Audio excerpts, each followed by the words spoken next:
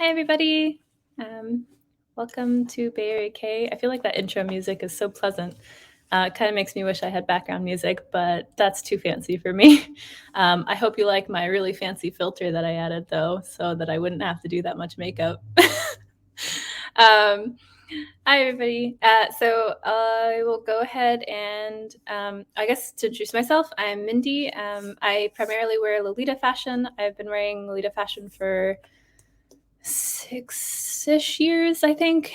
And I tried a few other styles, but I always end up going back to Lolita, and I do all the different sub styles. So I'll definitely be covering a lot of that in the panel today. Hello. Oh, we like my sparkly filter. Okay, I'm going to go ahead and share my panel screen. Nice. Okay. So today we'll be covering where to buy Lolita fashion and accessories. This is meant to be an intro, but I'm also going to get like really in depth with a lot of where to get like accessories and stuff as well. So it'll cover all the way from the very, very basics to hopefully even if you've been in the fashion for a few years, you'll still pick up something here and there. Feel free to ask questions as you watch. I will try to answer them as they come, but I'll also try to leave a little bit of time. This is the second time I'm doing this panel, and last time it went kind of long, so I'm going to go ahead and get started, and we'll see if we get through everything. Click. Go. There you go. So first thing to cover is Japanese brands. Obviously, Lolita fashion is a Japanese street fashion, so I'm going to go over the Japanese brands first. These are the big names in Japanese Lolita fashion. There's Angelic Pretty, Baby the Stars Shine Bright, Innocent World, Mama Mate, Atelier Perot, Metamorphose Temps de Fille. Usually we just call that Meta, and Bodyline. These are the big ones that I'm going to be going into. There's obviously a lot more that I will mention later, but these are the big ones if you've never heard of Lolita fashion before.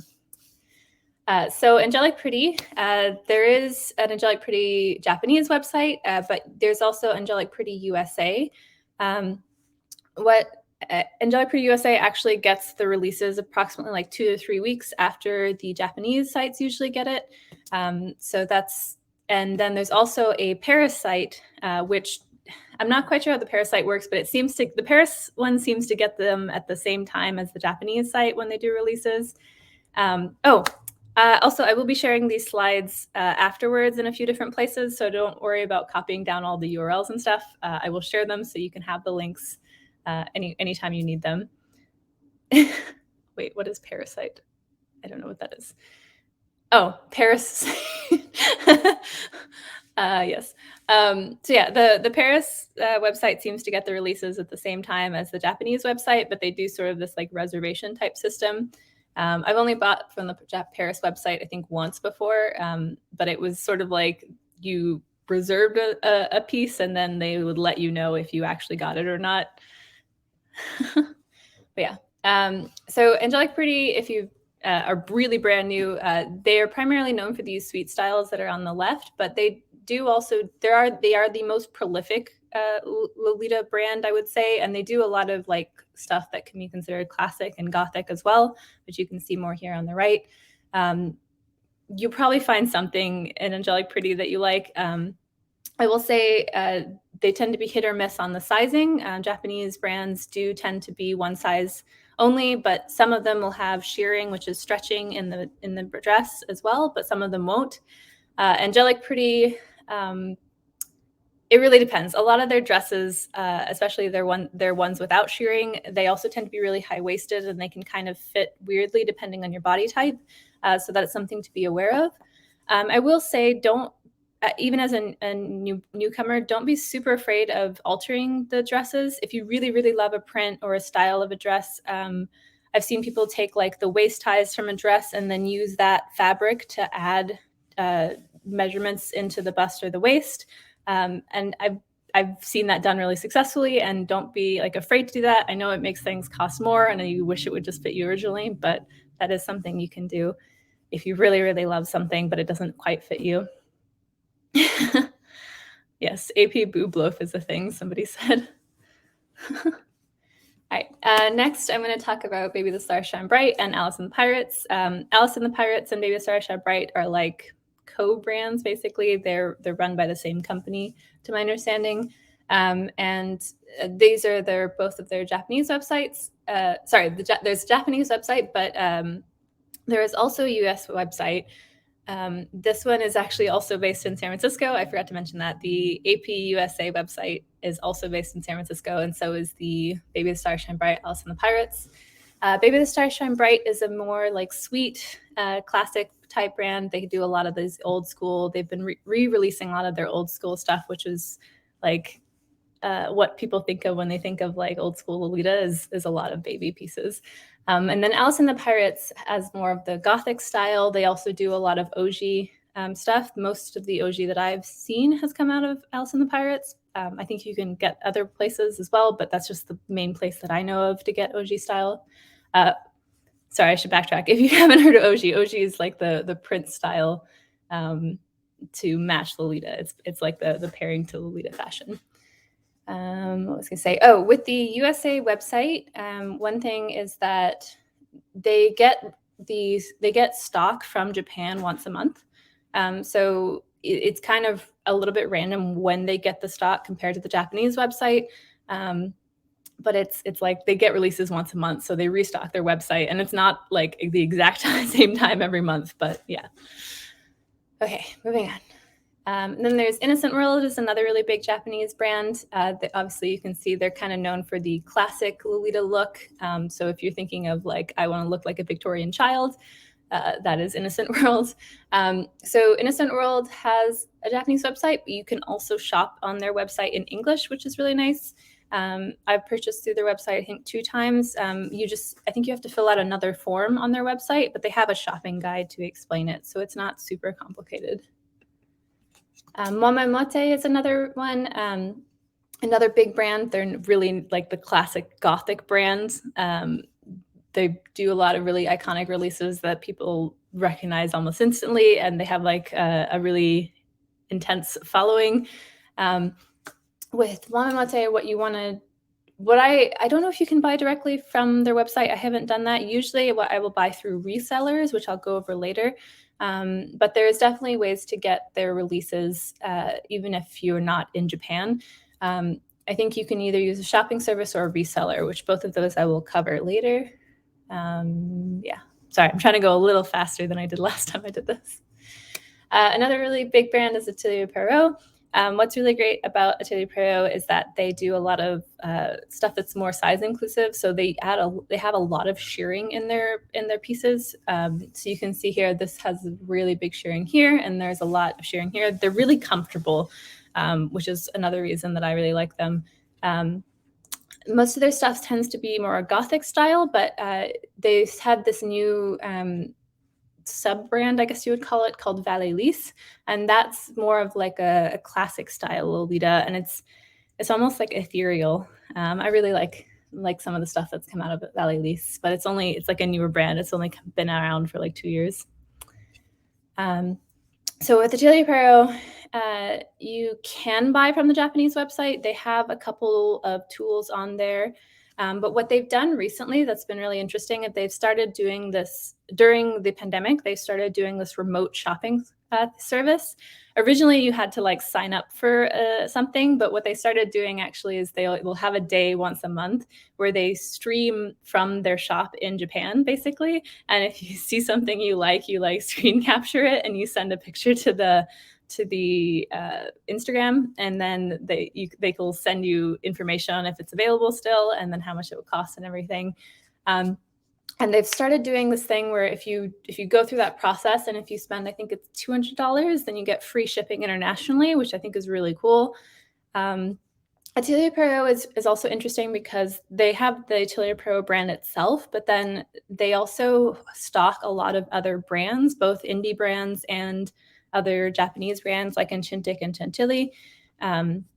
And they're like sort of an all-purpose Gothic store. So they have a lot of different stuff in the store itself. So if you do their remote shopping experience, you can actually see a lot of stuff that you don't necessarily see on their website. Yes, and someone just mentioned they are doing the remote shopping month day for September is September 19th. So that's coming up in a few weeks. So yeah, I recommend that. Check it out. There's also, so the Ichibaro also is sold through Harijuku Hearts, which is a reseller, which again I'll cover later. Not everything from Ichibaro gets there, but they usually get most of the big pieces. And so if you're wanting just like an easy way to buy some comfortable Gothic pieces, this would be a good place to do that. Okay, Meta is another big brand. I would say Meta is known for doing kind of unique prints and unique pieces. But what's really great about Meta is that I believe they are the first Japanese brand that actually started allowing people to internationally to order through their website. So you can order directly through the Japanese website, which is really nice. Also, they're one of the first brands that started doing plus size, and they've continued doing that. They've also started doing like separate plus size releases of some of their dresses, which is really cool. So it's one of the most size inclusive Japanese brands, I would say, if not the most size inclusive Japanese brand, which is really cool. And yeah, they do a lot of different like really unique pieces. So if you're looking for something unique, definitely check out Meta. Meta is GOAT, greatest of all time. So as a newer Lolita, most people would not recommend Bodyline, but I do want to mention it just because it is well known and you're going to run across it if you're brand new getting into Lolita. Bodyline is sort of, they do, I don't know, I can't think of a better word. They do cheaper items, basically. So a lot of the other Japanese brands are more, if you're looking more like on the $200 to $300 range for a dress, whereas Bodyline is usually $100 or less. They've actually released this Lolita 3-piece set a while ago, which is like you can get just like a basic blouse, JSK, and shoes for like, I think it was less than $100 even.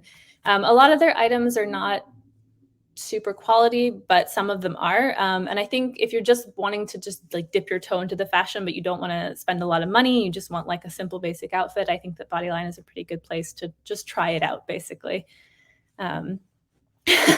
Someone compared it in the comments to Lolita Walmart. Yeah, I'd say that's not like the most inaccurate way to describe it. Yeah, they do a lot of they had a lot of cotton pieces as well, but yeah, some of their construction is not the best. It's not as great, but it's cheaper, right? So you get what you pay for with Bodyline. Yeah. Okay, so some other big Japanese brands. I'll try to go through these a little bit. So Victorian Maiden is an older classic brand. A lot of their pieces tend to be a little bit on the small side, not bigger than 90 centimeters in bust, which is quite small. But some of their stuff might fit you. They are very like classic Victorian child type clothes. So if that's the style you're going for, definitely check them out. They're sort of similar to Mary Magdalene though. Oops, go back. There you go. Both Victorian Maiden and Mary Magdalene are like that classic style, but they're also both on the small end. Juliette and Justine is a really interesting brand because they do a lot of like really, like almost OTT classics type pieces. Like they're more extravagant, basically. They usually have a lot of extra frills or very particular prints. They do a lot of those classic art prints on their dresses. Some people really like Juliette and Justine. They have a couple pieces that I really like too, but they do tend to be more on the more expensive side. So if you're thinking typical dress is like 200 to 300, Juliette and Justine is more like 500 to 600, and then like maybe even 700 depending on shipping and how you're buying it. And then there's Triple Fortune, which I don't actually know what the price range is for Triple Fortune. I feel like it's in the like around $300 range. But what they're really well known for is like really vibrant and unique colors. They're different from Meta in that they're not like so random, but they're definitely unique. I think like if you look at a Triple Fortune dress, it's clearly Triple Fortune. What is great about Triple Fortune is they have more shearing usually. They're sort of similar to Atelier Perot's style like that, but then they tend to have more unique prints on their pieces. Enchantic and Chantilly is also really great about adding shearing in their pieces. They don't put out prints a lot, they don't put out pieces super often. I would say maybe like one every two months-ish is the release time for Enchanted and Chantilly, but they are really like they're sort of this mix of gothic and sweet. That's I think really cute. Sorry, I should have brought some water. I forgot. Antique Beast is really well known. Is a gothic brand. I'm trying to think. I think they're the ones that have that really iconic headpieces. So if you've seen the little headpiece that's like looks like a little it's like fabric but a little devil ears. That's from Antique Beast. A lot of people try really hard to get that. The release schedule for Antique Beast seems a bit random from what I can tell. They like open their shop randomly every 2 to 3 months, and then like the stuff immediately sells out. I'm a little confused about how their releases work, if I'm being honest. But I think they're if you talk to a typical Gothic Lolita, they could probably give you more details about that. Just checking the comments. Oh, someone mentioned Triple Fortune bonnets. Yes, I forgot to mention that. So Triple Fortune is also very well known for their giant bonnets. Bonnets aren't super common in a lot of Lolita these days, but Triple Fortune used to make these really, really big, extravagant OTT ones, and that's definitely something that they're known for. Another really great brand that I like is Chiclet. They're very like traditional Gothic. They do some stuff that's more like EGA as opposed to EGL, so they're more like aristocrat as opposed to Lolita. But a lot of their stuff is definitely considered Lolita or can be used in Lolita. I don't think they do a lot of prints, but they're like a very like punk Gothic brand. Another one that's newer is MR, or also known as MR Corset. I think they only started like 3, maybe 4-ish years ago. What their style is like very like lacy, floaty stuff and very angelic looking pieces, which I enjoy if that's something that you're looking for. Okay, I think I'm going a little bit slow here. Let me speed up a little bit. So Royal Princess Alice and Australia and Helia are both good. Royal Princess Alice does sell second to the reseller, which is Harijuku Hearts. That's a US website, so you can buy directly from them. For most of these other brands, as far as I know, most of them you will need a shopping service for, which I will cover later on in the piece. So yeah, I don't know if most of these I don't think you can buy directly from. I might be wrong. Some of them might be, but I'm not sure. More brands, I'm going to go through these. A lot of these listed here are more either old school or otome, which means they're not like the really poofy skirts. They tend to be more classic. You might not even wear a petticoat with some of them. But they still have that a little bit of a Lolita aesthetic. That's what otome is. But yeah, I'm not going to go through all of these like I did. Some of them, like Emily Temple Crew, you can buy through Harijuku Hearts, and some of them you're going to have to figure out the website in Japanese brands directly. Again, don't worry about writing down all of the links. I will share the slides so you can find them later. Sorry, reading the comments. Okay, I don't think there's anything there. Okay, so some resellers. So resellers, essentially, they get some stock from the Japanese brands. They aren't like directly associated with the Japanese brands, but they get some stock and then they resell it to people. Some resellers usually it's usually a little bit more expensive than if you were like buying directly in Japan, just because there's like fees or taxes associated with shipping things across the world to the reseller. So yeah, they tend to be a little bit more expensive, but also easier to use because then you can buy things either locally or at least in your country. Yeah. So Harijuku Hearts is a big one. They carry a lot of different Japanese brands. They carry Lolita brands, and they also carry a few non-Lolita brands like Listen Flavor, which is a different style of Japanese fashion. The physical store for Harijuku Hearts is in San Francisco. So if you ever visit San Francisco, California, we have quite a few J fashion stores you can check out.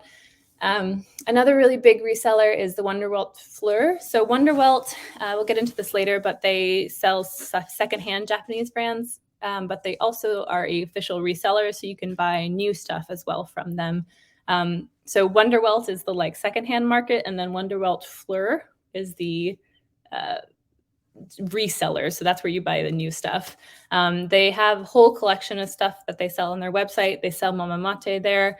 They sell a few indie brands as well. I'm trying to remember, I think I can't remember any of them right now, but yeah. So they call quite a few collections there.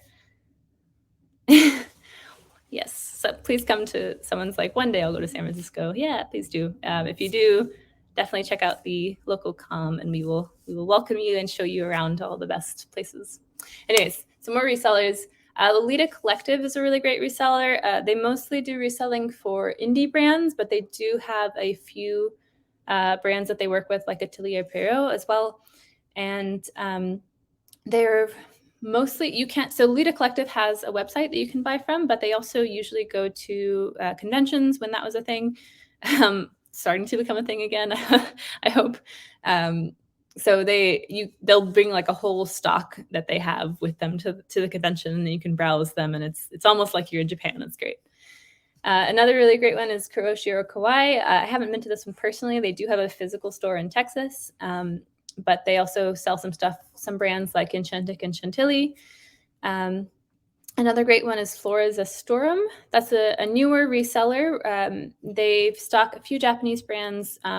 They stock a few accessories brands, which I will go into later. But they have some Japanese indie brands, some bigger Japanese brands, and then there are also other indie brands as well that they're a reseller for.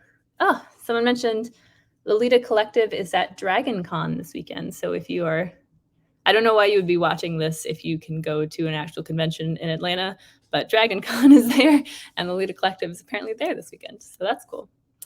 And then another one that's in the UK is Lolita Butiken. They're in Sweden, and they carry a lot of indie brands as well as a few Japanese brands as well. Oh, apparently Lolita Collective accepts returns. That's convenient. I didn't know that. Okay, so that was Japanese brands. I tried to go through that relatively quickly. I probably spent a little too much time on them. So the next section I'm going to go into is Chinese brands. So if you've ever heard someone talking about Taobao, that's what Chinese brands are. And I'm going to go into details of that here. So what is Taobao? So Taobao is essentially a Chinese shopping site that is owned by Alibaba, which is another, they're like the Amazon of China.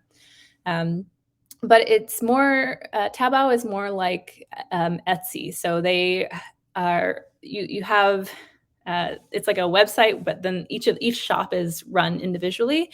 And so each store like is its own thing, and they're owned by different people. So it's like an Etsy thing where they're usually like small brands are on there, and they're just selling like usually handmade items or items that are particular to that store. So it's not like, not all Taobao things are equivalent, right? There's a lot of different little Taobao shops.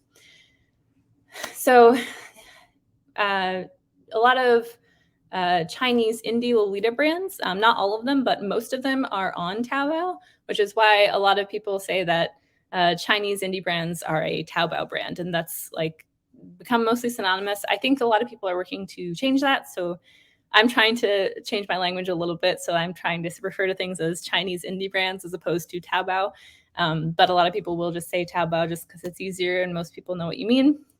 I have an article up here about some of the Taobao misconceptions that I think is really good and in depth.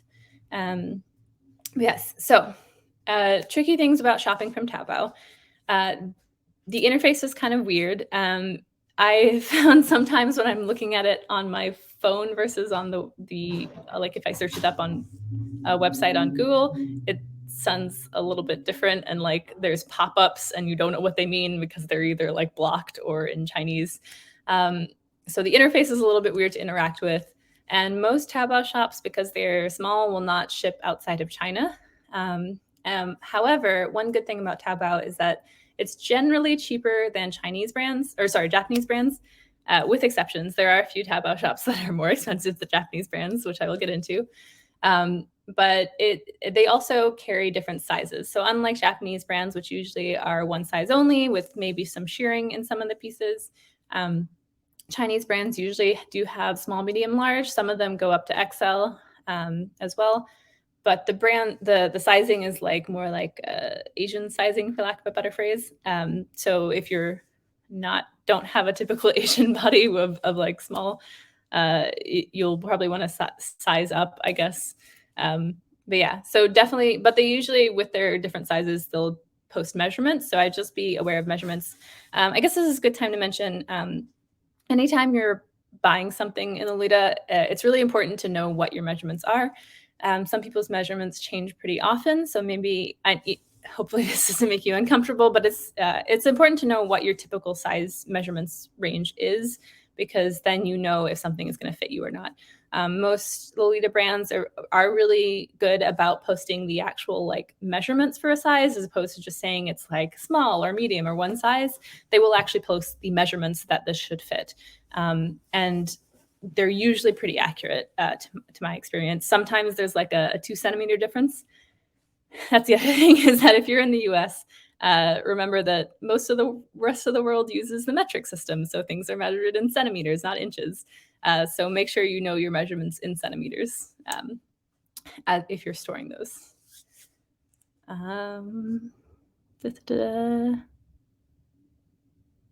Okay. I'm sorry, I was watching the comments to see if there was anything. Okay.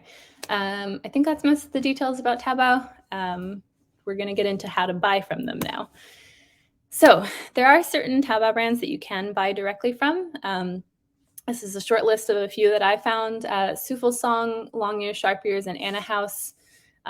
You can all buy directly from. They have store envy websites, or just websites that you can buy directly from, even if you're international.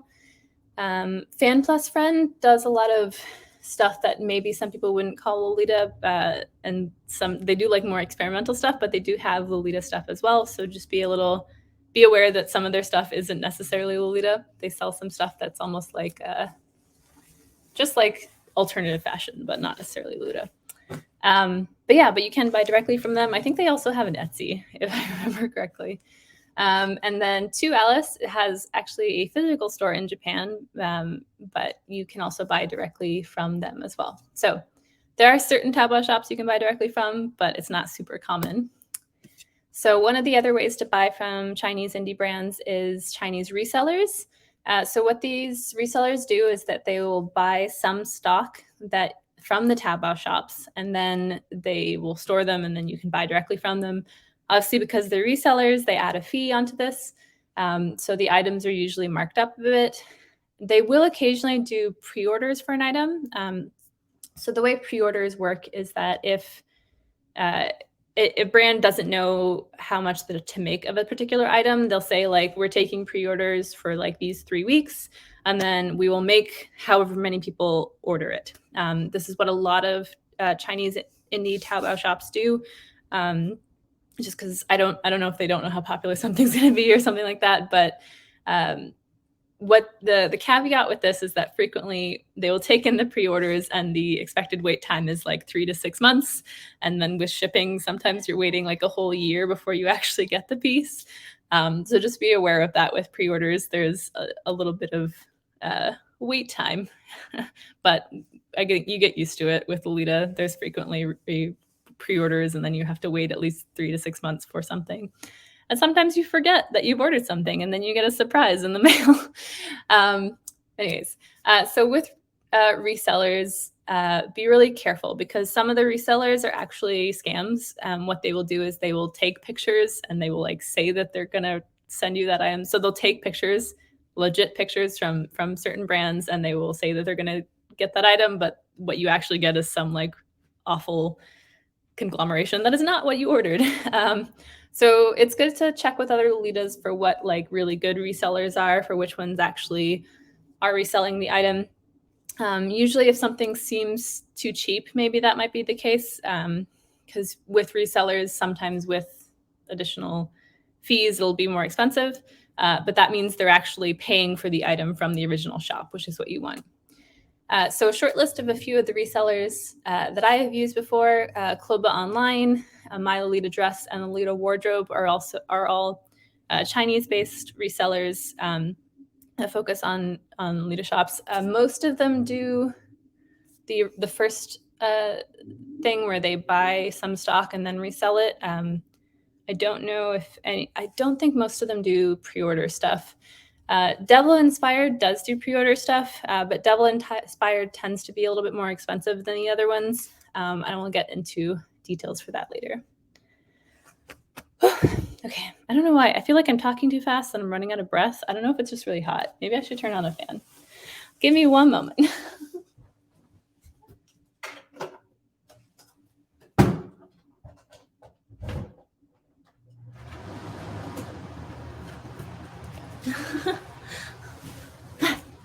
Breathing. There's a lot to go over with this stuff. Hopefully it's helpful though. Okay, anyways, moving on. So we covered Chinese brands you can buy directly from and Chinese resellers. And then finally is other Chinese brands, which you will need a shopping service for. So there are a lot of Chinese Taobao shops. There's probably at least a couple hundred total, and there's too many to list. I'm going to go into shopping services, how to use a shopping service and stuff a little bit later. But just so you know, these are some of my other favorite Chinese brands. Belle Long is actually the dress that I'm wearing right now. This is like the code dress. If you're a software engineer aficionado or you like programming, I recommend this dress. It's pretty fun. Bogota is a really great one they have this one extendable petticoat, so you can shorten it and extend it. I think like 40 centimeters it extends total. So you can have it be the typical Lolita length or you can lengthen it. And if it's shortened, it's so poofy. So that's really fun. Classical Puppets is one is interesting because they do a lot of really OTT stuff. So a lot of they also do really unique releases, and I think they're actually kind of expensive compared to even a Japanese brand. So for a Chinese brand, they're a little bit more expensive, but their stuff is really unique and it's really well made. Oh. We're at halftime. Oh, I guess I got up and got my fan. Hopefully the fan isn't too loud. But yeah. Well, Flacon is a newer Chinese brand. They actually can order directly from them now. I think they have an English language website. I should find a link for that and post it here if possible. But they do a lot of stuff that's sort of more like a Mori girl style, but you can also wear it in a Lolita style as well. And they definitely have dresses that are more Lolita. Moonlight Forest is another one of my favorites. I don't know if they put out anything super recently, but they had this really popular dress called Fantasy Castle, which had it was just the most beautiful pastel galaxy castle stuff. And I think it's a really popular print. You can find that secondhand, but it's really beautiful and really popular. Red Maria is another one of my favorites, especially for getting printed comfortable tights. I would say their tights are a little hit or miss in sizing, but most of them will fit, at least if you're like 5'7", I think. If you're taller than that, I wouldn't super recommend them because they can be a little bit short. But the material of the tights is really comfortable. They stretch pretty well, and the print on the tights don't get super weird. So that's really nice. Oh, someone just posted a link to Le Flacon in the comments. So nice. But yeah, okay. So since we are over halftime now, I'm going to move on for now.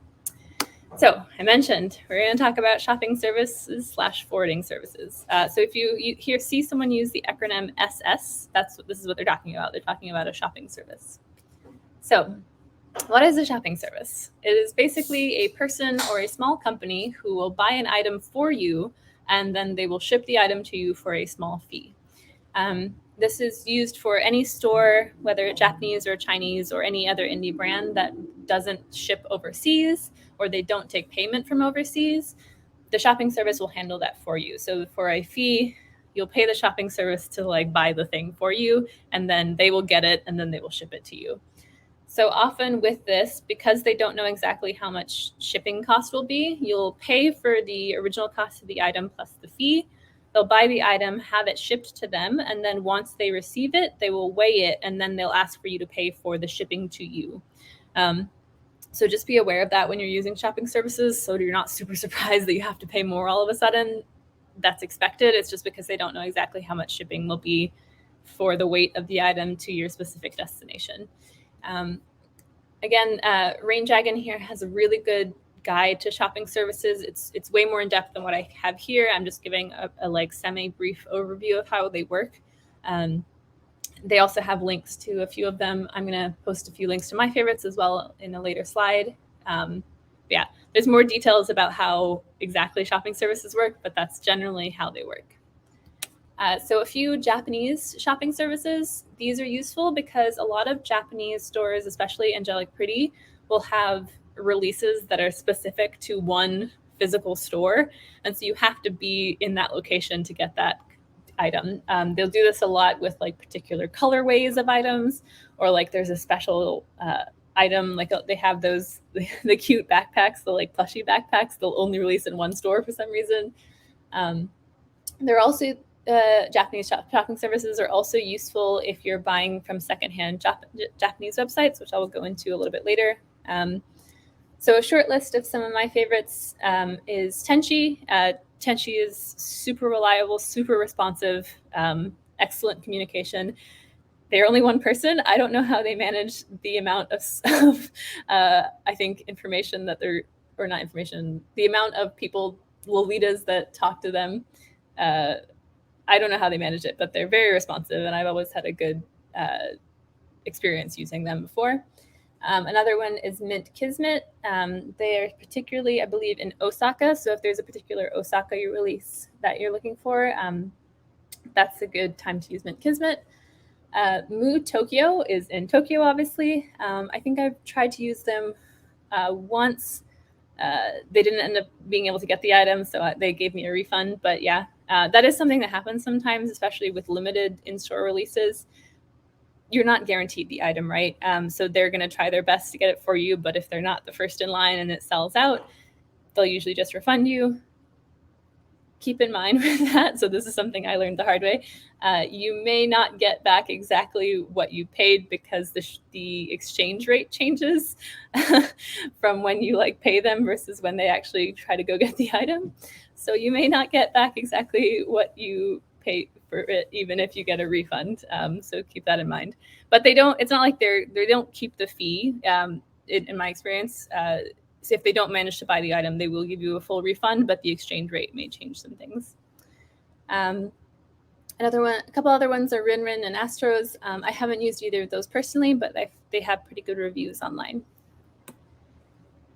Chinese shopping services. So the one that I have used personally a lot is Chinese Lolita updates. They're actually a really good place to just find out about new Chinese brand releases. They post several posts every single day on their Facebook group. It's almost a little bit tempting. So sometimes I try not to look at it because there's too many good releases in the Chinese brands. Yeah, they post updates on a lot of different Chinese shops. Some of them I haven't even heard of. I don't know how they find them all, but they are actually Chinese, so I guess it's probably easier for them to search for it. Someone mentioned 42 Agent is another one. I haven't used them personally, but recommendation from Tokyo. Another one I've used is Spree Now. So sorry, with Chinese Lolita updates, you'll say like, I want to order this item. You like send them a message saying, I want to order this. They'll order it for you. Then they'll send you a thing later. So you're chatting with someone even before you order the item. With Spree Now, it's a little interesting because you have to have the direct listing to the item that you're wanting to buy, and you just paste that into their little URL thing, and then they'll pull it up, and you can select it. It does a pretty good job translating the options for you to pick, and you can basically put it all, the items, and even if from different Taobao shops, you can put them all in one cart, and then you order from them. And then once you've placed the order, they will reach out to you, be like, these are the items we were able to get. And they're pretty responsive. They're more like a company, so they have a pretty good people responding. And I've had a pretty good experience with them. The only thing is that their site has been a little bit finicky before. I've had a hard time logging into their website sometimes. But overall, my experience with Spree Now has been pretty good. A few other ones here are Celestial Delinquent, Beaner, Loki Doki, Taobao Spree, and Superbuy. I haven't updated these particular shopping services since I first made these slides, which is a year and a half ago, so it's possible some of these are not available anymore. But when I first made these slides, they were. Shopping services and stuff, they update pretty often, and there's new ones, and sometimes some of them are only like in operation for like 2 years or so. It's really random. But Spree Now and Chinese Lolita updates have both been going strong for 3 to 4 years. I think 42 Agent I've heard of before, so I think they've been in existence for a while as well. So yeah, good lists of Chinese shopping services if you want to buy from some Chinese Taobao brands. Okay, so some general advice for shopping on Taobao. If possible, try to buy from the brand directly first. This is going to be your cheapest option. If you can read Chinese, I encourage you to just look on the Chinese website, or if you know someone who can translate it for you and deal with that. And if the brand will ship internationally, highly recommend that first. That's just going to be your cheapest option. It's also probably better for the brand and easiest anyways, and you're likely to get the item faster. If that's not possible for you, try using a shopping service. They're usually cheaper than a reseller just because the reseller is, for whatever reason, the fee that a shopping service charges is usually cheaper than a reseller. This is also really good to use a shopping service when you find out about an item in the pre-order stage, because most resellers are only stocking something that's already in existence. Whereas if you find out about an item that's still in the pre-order stage, it's a really good time to use the shopping service, because then you know you're going to get exactly the like size that you need. Also, confirm the full cost with the shopping service, including fees and shipping, with them before committing to the purchase, just so you know. Also, most of them can't give you an exact price for shipping, but they can give you an estimate, right? So because they've done this enough, they know approximately how much things are going to weigh, how much things are going to cost to ship to your country. So you aren't surprised by like, oh, shipping is $50 or $100 more than I thought it was going to be. That's an exaggeration usually, but yeah, just be aware of that and try to find out exactly what you're paying for it before you actually commit to the purchase. If an item has already passed the pre-order stage, probably your best bet then is to look on resellers. If it was a popular enough item, then usually some resellers are still going to have it in stock. And I just recommend comparing different resellers. For instance, you can see this same item on 2 different websites is more expensive on one than the other. The caveat with that is that frequently some websites, resellers will have sales. I think Devil Inspired especially does this. They will either, you can find coupons or from promotions that they do, or sales, and then they end up being cheaper than the other resellers. But usually, originally, Devil Inspired is more expensive than other resellers. Somebody's talking about other ones from Xianyu. I don't know what Xianyu is. What is Xianyu? Can someone explain what Xianyu is?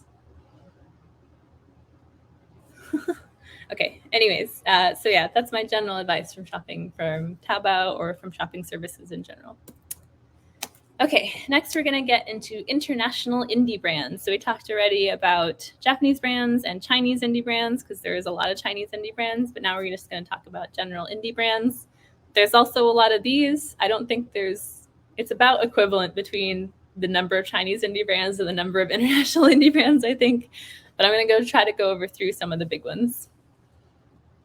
Oh, someone says Jianyu is a secondhand Chinese market. Oh, okay. I haven't gotten to secondhand yet, so I should talk about that then.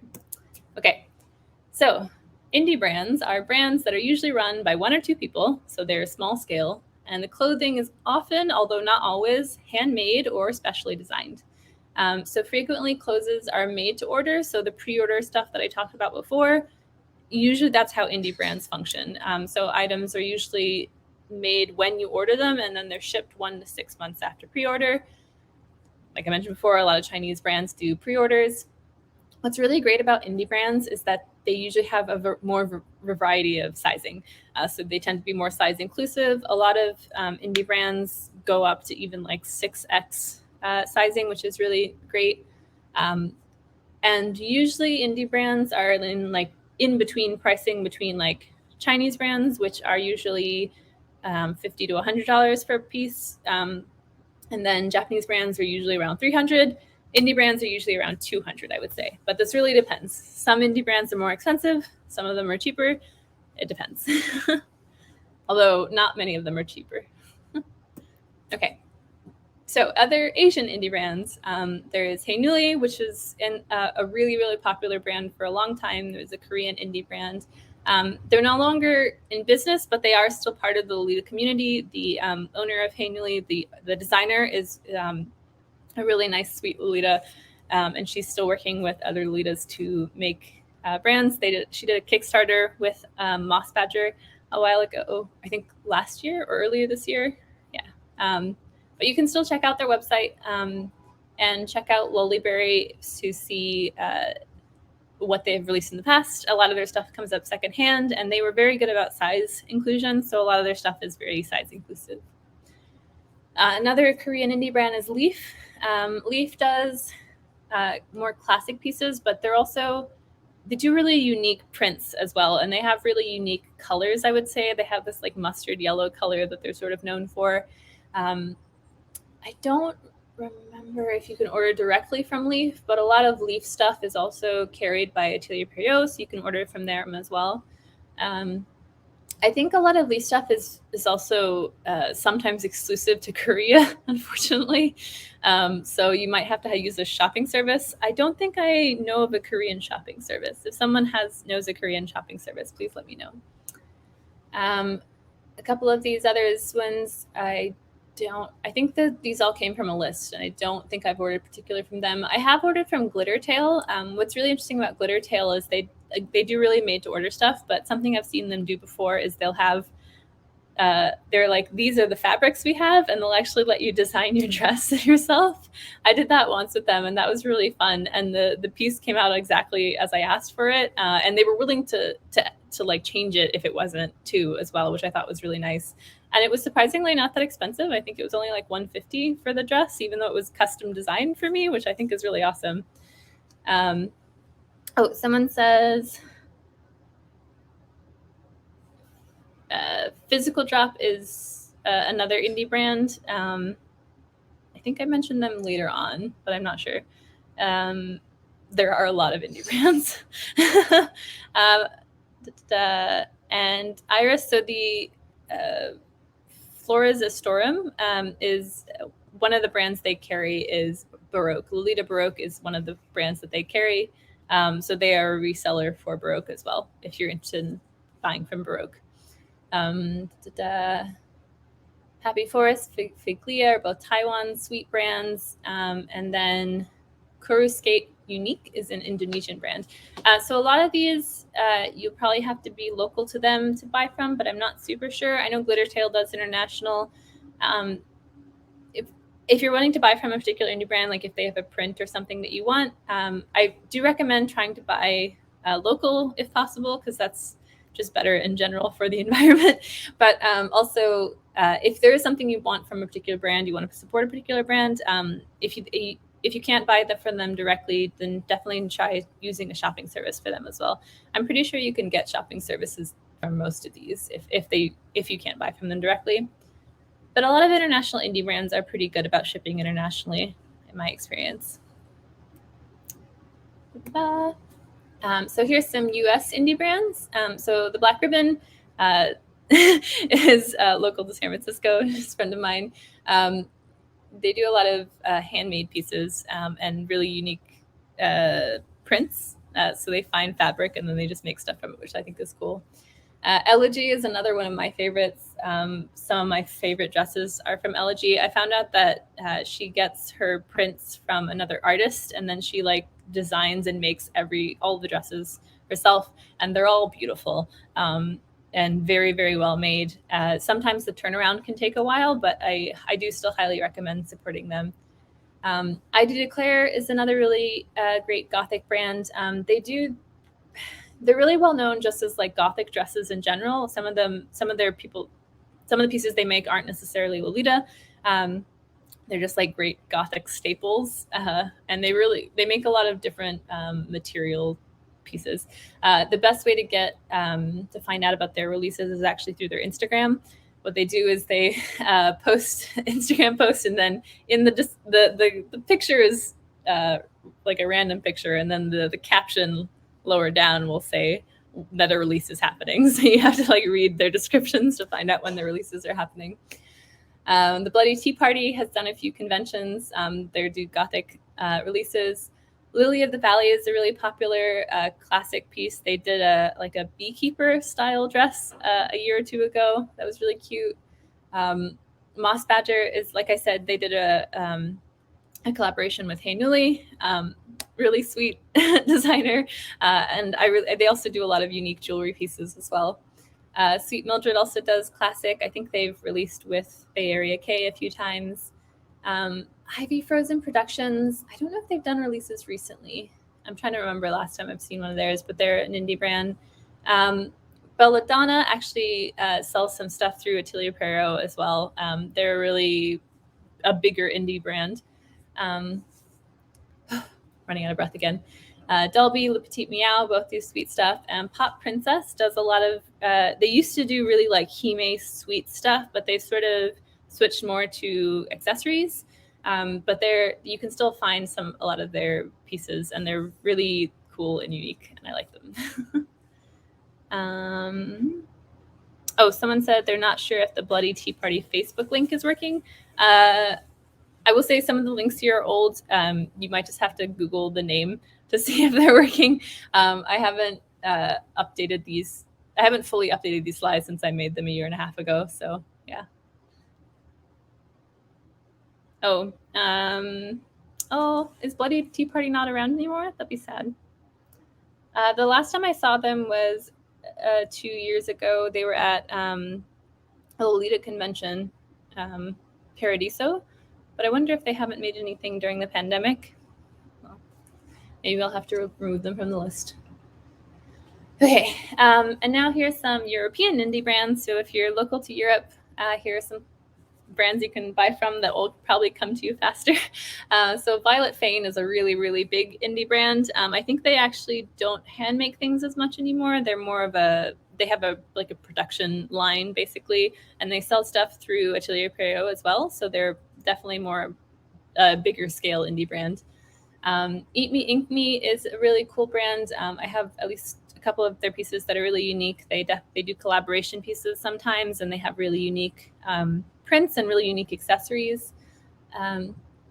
Lady Sloth and Moss Badger, Miss Danger Top are both classic Gothic brands. Lesbriz De Nobles is more of a classic brand, but more of like an OTT classic brand. They do these really sort of extravagant, almost, no, not Edwardian. What's like royal type clothes, basically, like you would expect Rococo royals to wear, basically. I have one of their blouses that's like poofy sleeves, very, very much like that. Fluffy Tory is another Bay Area K connection. They do really sweet releases. They do a lot of accessories.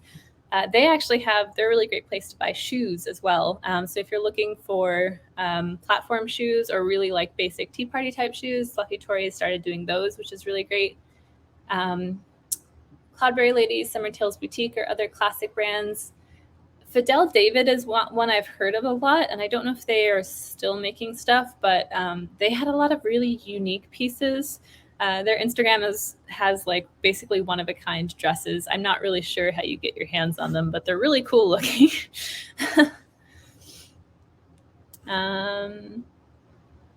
Yeah, so with the caveat with indie brands is a lot of them come and go. Some of them are only in existence for like 3 to 5 years, and then some of them even less long.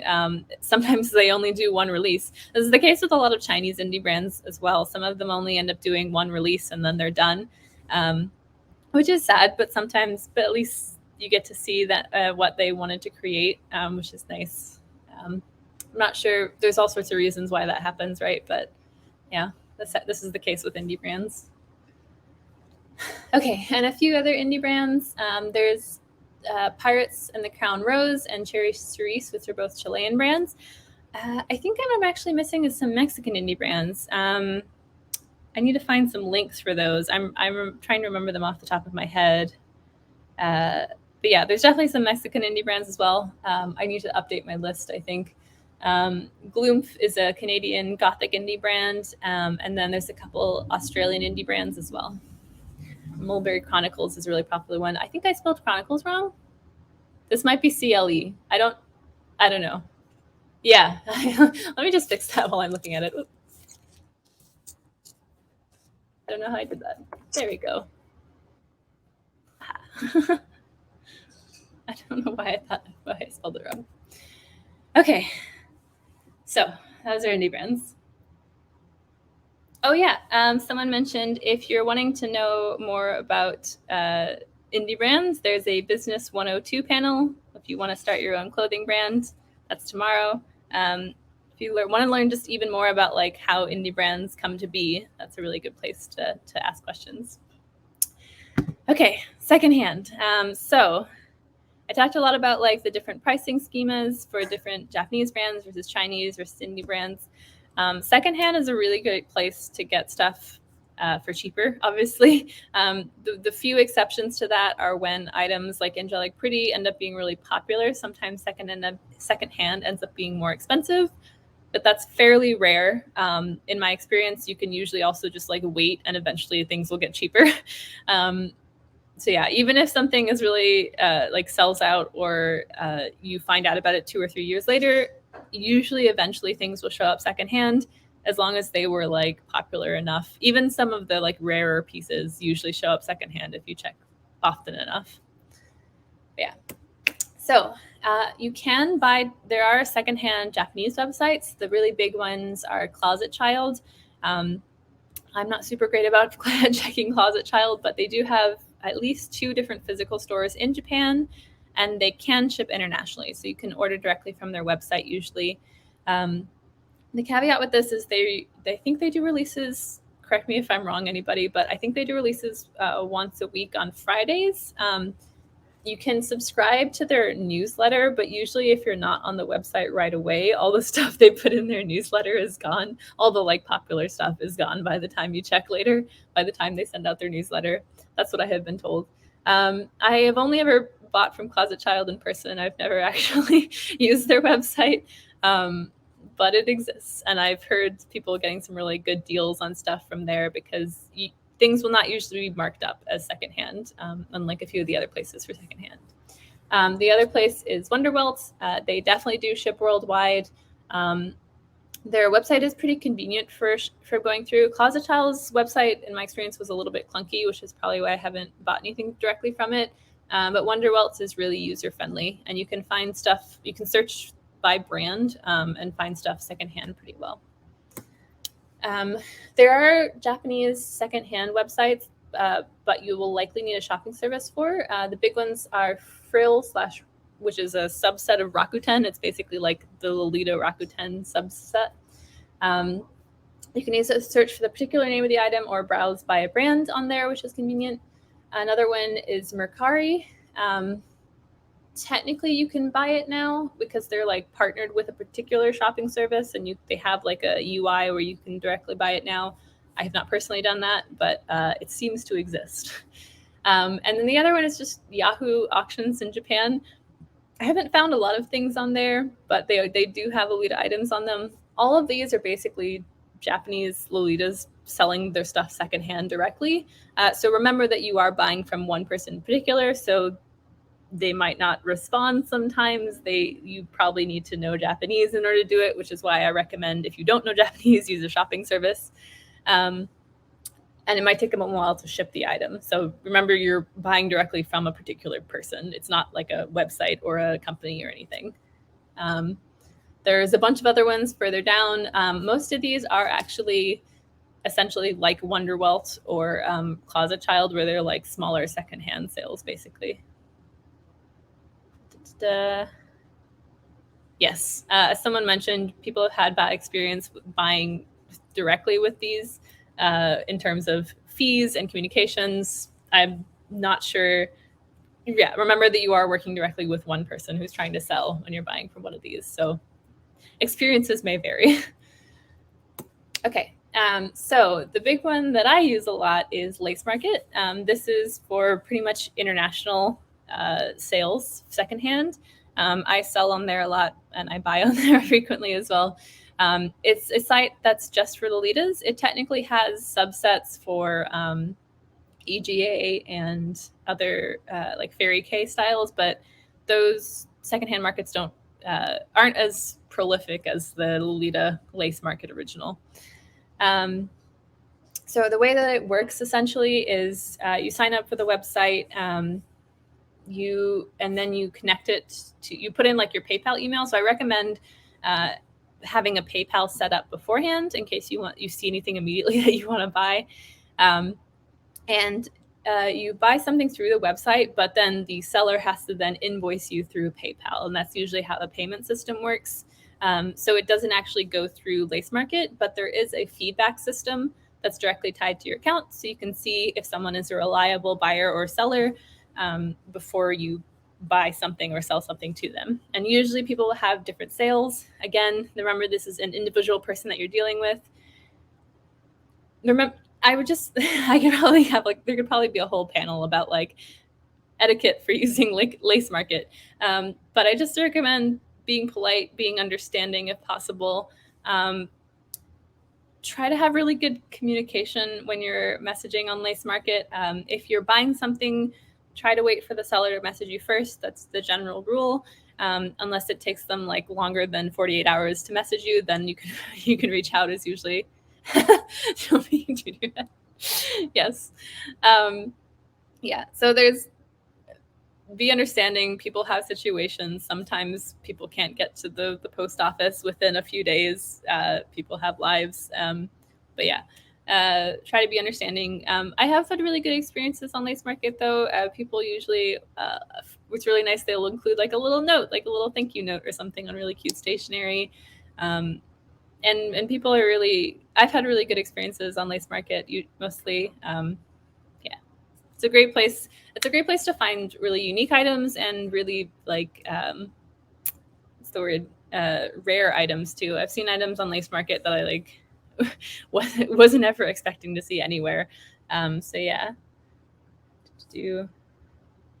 Someone says, oh, on Lace Market now you also have to have a account verified before you can buy things. Oh, so you have to have a PayPal account verified and tied to your account before you can buy things. Okay, that's good to know. Pro tip, get your buyer's actual last name and full address from PayPal and confirm it with them. Yeah, as a seller, usually what I do is I'll ask them to confirm their shipping address before I ship the item. Sometimes people don't answer my question, which is I'll just default to using their PayPal address. So make sure your PayPal address is up to date because some sellers will not do this. So make sure your PayPal address is up to date before you buy items is my recommendation. But as a seller, try to confirm before shipping an item, if possible, that their address is correct. Yeah.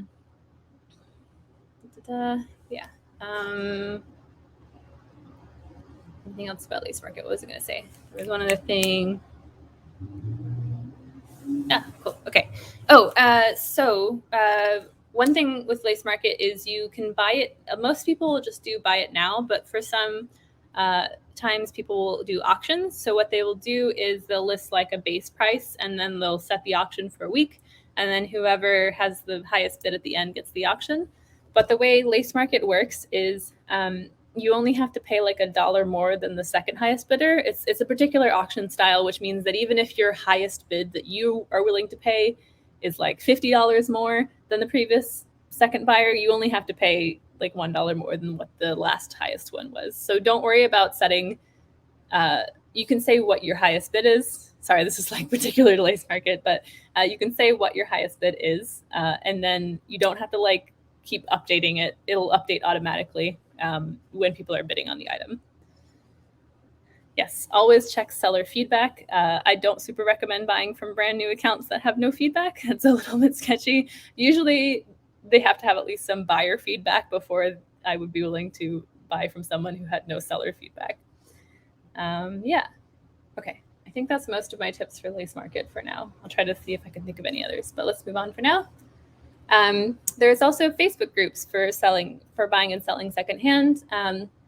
This does require a lot more trust than Lace Market because there's no direct feedback system. Usually most groups will require you to like list an external feedback, which is usually Lace Market. And people will just post like proof pictures with the price that they're looking for. I haven't really started there's basically different Facebook groups for like every single country, as well as worldwide sales. I stopped using these as much because usually they end up just being relistings of what's on Lace Market.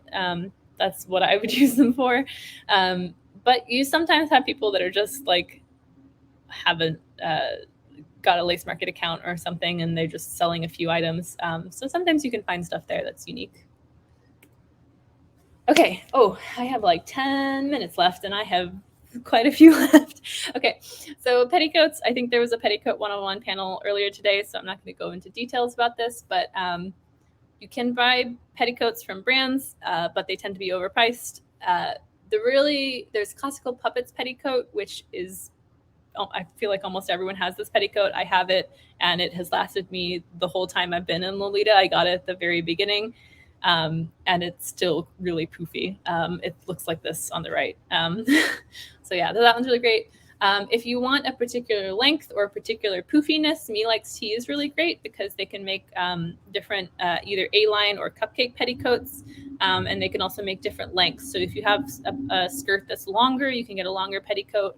You can also get it in a variety of shapes, fabrics.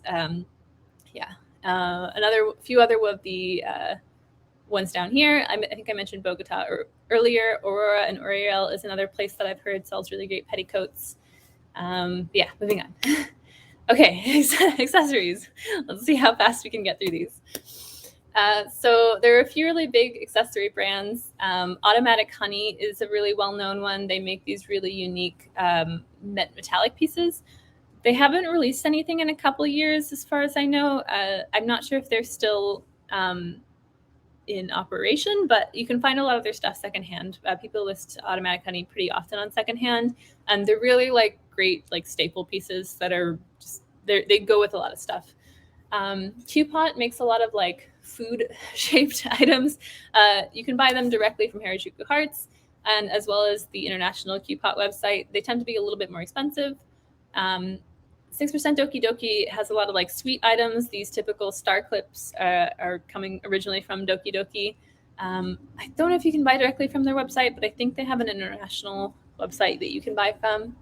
BB&B, again, sweets themed. We Lolitas love our sweet themed jewelry. They make a lot of macaron themed jewelry with like different decorations. You can buy directly from them. Choco Mint are these really like common like plasticky type jewelries, acrylic type jewelry, but like really simple designs usually. As far as I can tell, they're sold mostly through Closet Child. I don't know if they have like a partnership with them or something, but that's the only place I've seen selling them directly. And then one of my favorites is Minori. She makes really great, unique pieces. She's a Shironeri artist, but she also started this brand called, I think, what's her brand name? I'm trying to remember. But yeah. Someone asked if Bunny House from this one was still active. I am not sure. That's, like I said, these links are a little bit old, but yeah. Okay, so moving on. Some more sweet accessories. Dandy Puppeteer makes a lot of really unique pieces. They make usually they do like a themed release around like soda floats or like cursed toys or something like that. So really unique acrylic jewelries, and currently they're all handmade, which is really cool. Star-Crossed Lovelies does a lot of like star-themed jewelry and accessories, which I really like because I'm a big fan of stars and galaxy things. Paradise Rose Shop does some really great jewelry and hair accessories. They're really like, some of them are really simple and they work really well for old school is what I've seen. Egato Designs does a lot of really unique jewelry and pins. Melty Wish is in Germany, and they do a lot of like delicate themed jewelry, and they make a lot of unique custom pieces. So they're willing to, like, if you message them on their Instagram, they're willing to make things pretty custom to what you're looking for. Okay. One thing somebody mentioned that Classical Puppets has really dropped in quality the last 3 years, apparently. So try not to buy new petticoats from them, I guess. Maybe buy them secondhand if someone is like leaving Lolita and posts their Classical Puppets petticoat, I guess. That's a shame, though. they lasted so well. I usually recommend Me Likes Tea right now, though. That's the big one that I would recommend. Anyways, a few others. Jelly Ultra. I don't know how to say this name. Whimsy K has a lot of really good ones, and the Fable Market. You can tell a lot of these are on Etsy as well as on Instagram. Instagram is just a really great place to find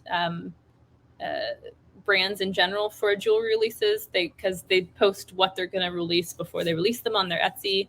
And you can also directly message the brands, which is really nice. More sweet accessories. I wanted to mention Shyland because they make enamel pins, which are like these type of pins. Enamel pins are kind of a unique accessory. You can put them in like a lot of different places. You can also put them on an Ida bag if you want to be really extra with that. But what's really nice about Shyland is a lot of their pins are actually like little Lolita girls or like little Lolita themed girls, which is really cute, I think.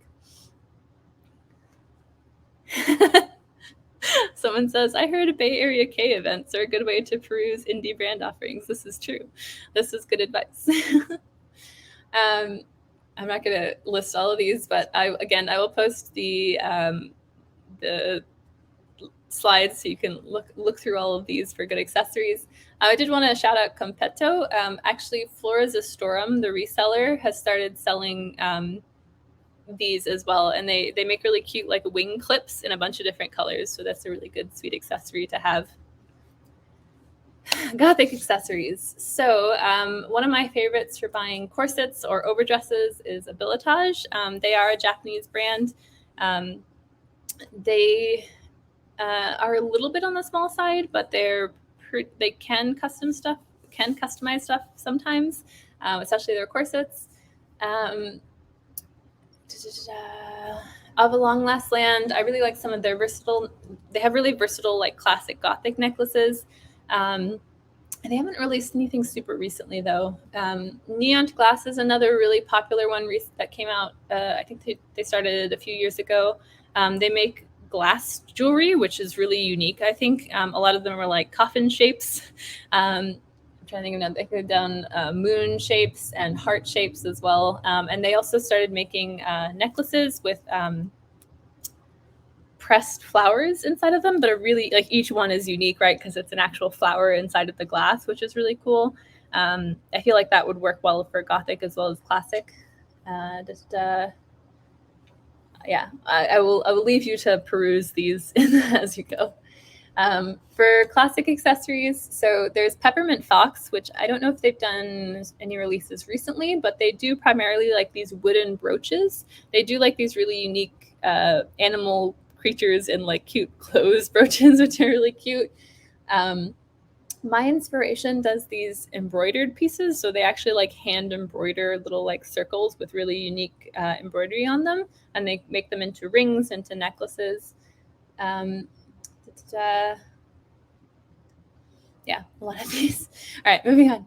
Shoes. Okay, so I mentioned Fluffy Tory earlier is also a really great place to buy sweet shoes. Another one is Cotton Candy Feet, which I think is originally a Chinese indie brand. Correct me if I'm wrong. American Duchess is really great for like those OTT classic historical type shoes, like this one, but they are more expensive, so be aware of that. Atena and Queen Bee are good for like all kinds of basic sweet styles. Demonia is actually really popular. They're not actually Lolita brand, but I think a lot of their Gothic like platform type shoes work for Gothic Lolita really well. A Regular Choice is a more, I would say, advanced option.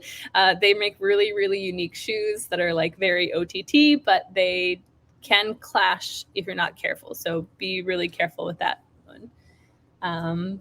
Yes. Cotton Candy Feet is from Brazil. Oh, I didn't know that. Good advice.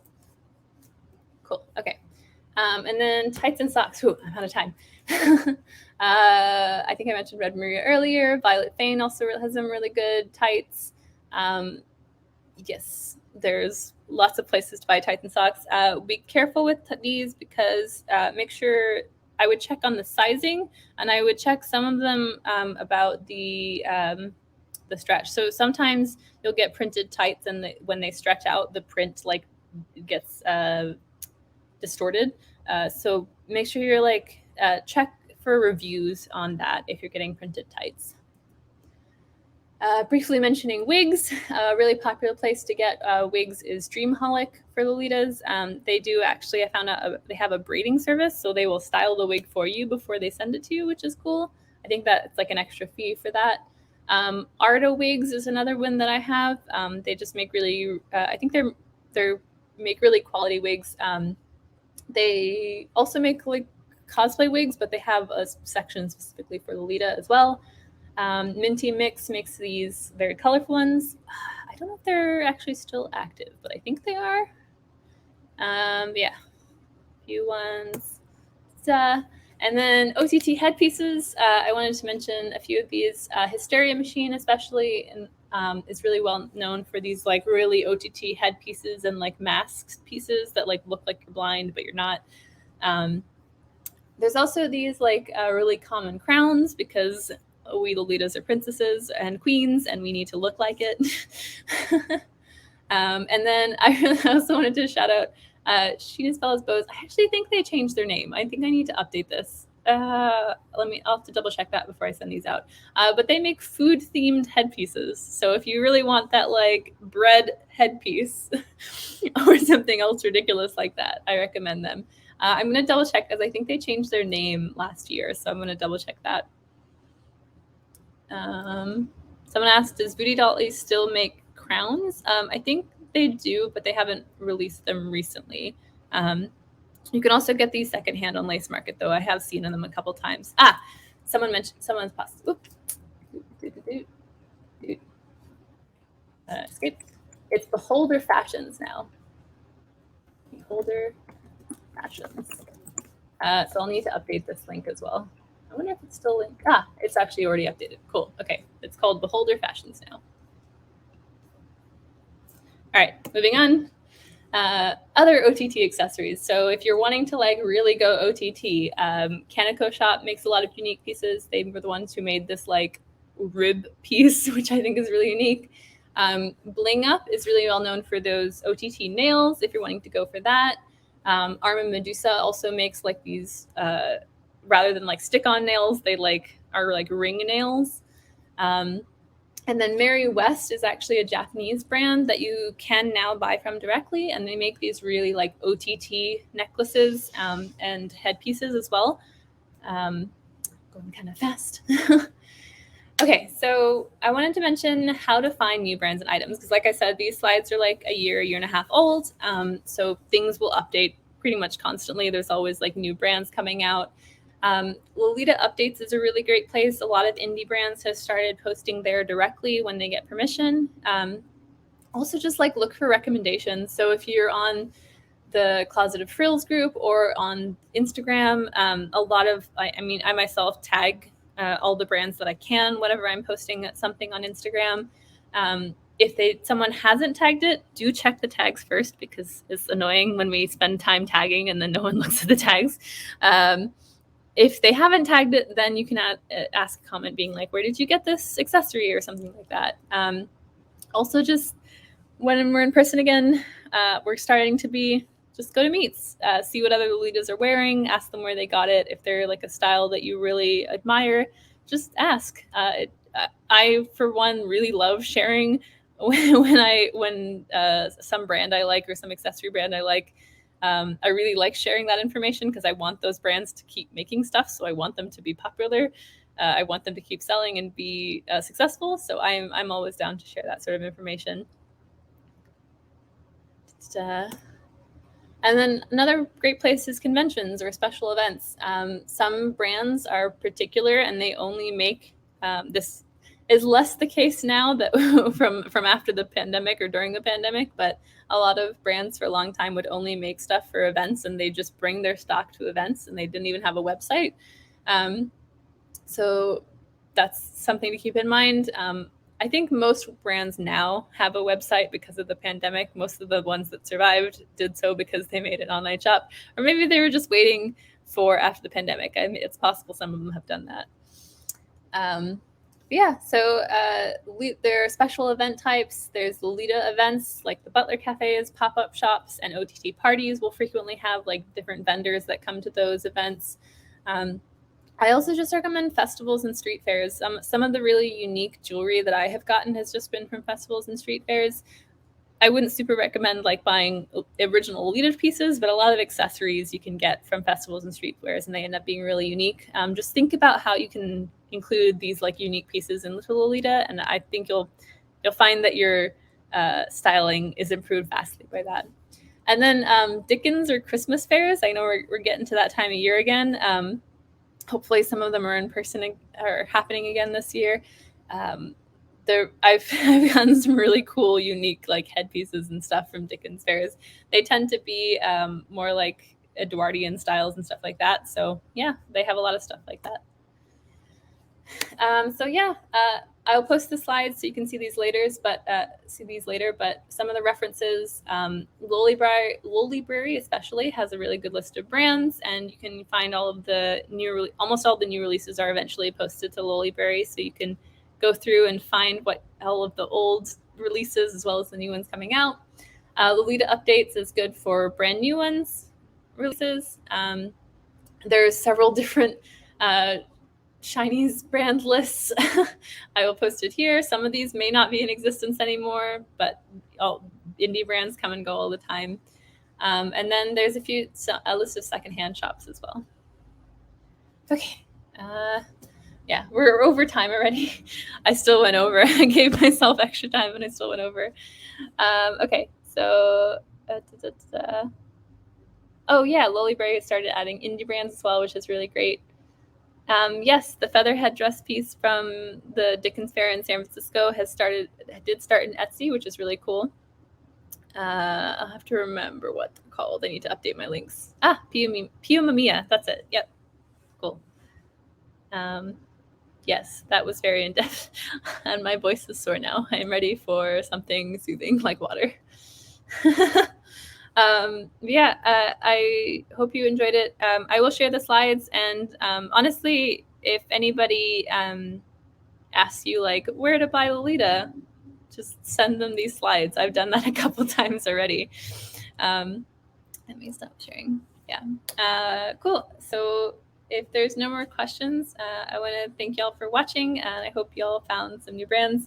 I know I went through the accessories brands really fast, so you'll have to check out the slides and look for those in the future. Yeah. Oh, I guess I can go ahead and share the slides in the chat really fast. Share. Copy link. You can also slide into my DMs. Oh, wait. I don't know if I have permission. Wait. Oops. Can we post that? Oh, yes. I am on Instagram as MintyPile. You can send me a message if you can't find the slides anywhere else. I will share them with you on Instagram as well. Thank you. Yes, we will also put the slides in Discord as well. I will post them right after this. All right. Well, so I'm going to give you all 5 minutes before the next panel starts. Ooh, what is the next panel? Can somebody post it? I'm trying to remember. I knew what came before me, but I don't remember what comes after me. Yeah. Oh, para para. Yay. So if you want to learn about para para dancing, check out the slide after this, or the panel after this. Yeah. All right. Thanks, y'all.